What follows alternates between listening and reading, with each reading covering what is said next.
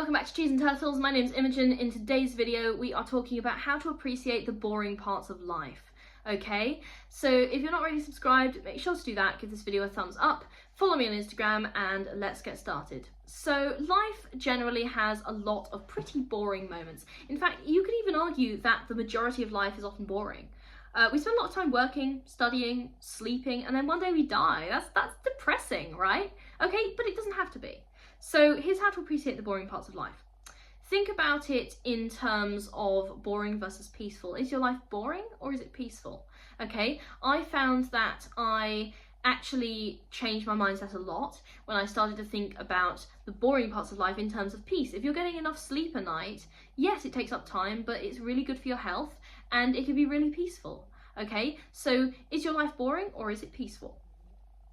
If you can reframe boredom to think more about like peace and calm, then you will be a long way towards appreciating the boring or peaceful parts of your life.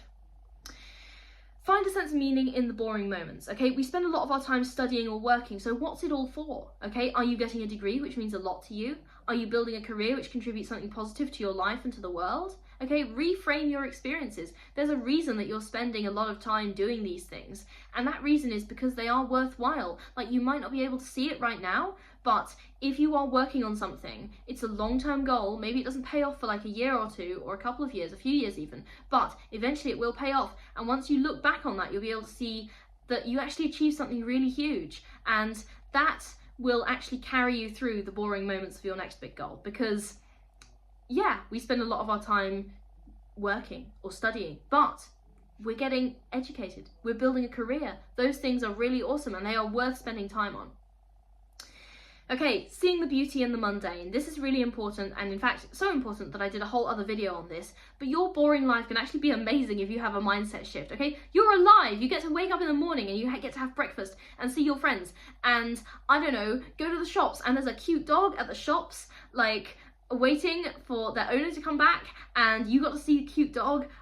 Amazing. Okay, and all of those small things which we can overlook once they become part of our routines, but which are actually amazing. Okay, I'll give you some more examples. You just did your laundry and now you have clean socks, and that's pretty awesome. Or, you know, you went out to a cafe and they had a new type of cake and you tried a new type of cake. Or you get to try like baking a new recipe, or you replaced a lampshade in your house with a lampshade that you prefer. Okay, so all of these things, yeah, they're boring, but they add value to your life. And even small mundane things, like you don't have to travel halfway across the world, and you don't have to like become a renowned celebrity or anything. You don't have to do any of that in order to have a lot of peace and joy and meaning in your life. Like right now, I have a bunch of flowers on my table, and I got up this morning and I came into my living room and I was like, oh, flowers, awesome.